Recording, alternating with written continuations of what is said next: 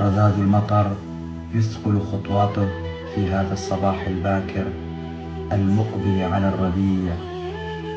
بعد ليلة طويلة من الأرق لم يستطع أن ينعم بالنوم إلا قليلا.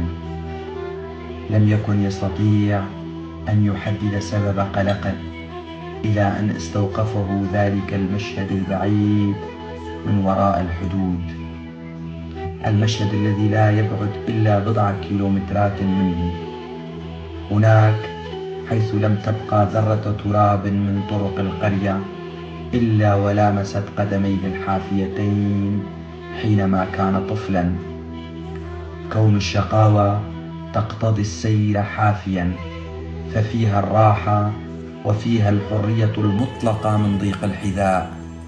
وهناك كان النطق الأول والبكاء الأول وحمل الكتاب المدرسي للذهاب إلى تلك المدرسة الطينية التي لا تتألف إلا من غرفتين، غرفة صغيرة كعلبة الكبريت يرتاح فيها المعلم، وغرفة تكبرها قليلا ليتكدس فيها كل الطلاب.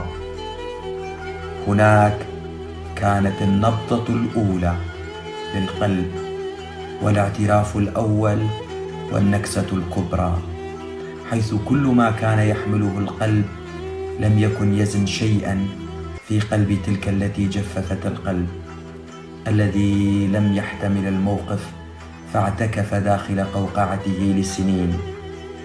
هناك حيث سنين الفقر التي كسلت العظام وجعلت من الطفل الكبير رجلا كبيرا.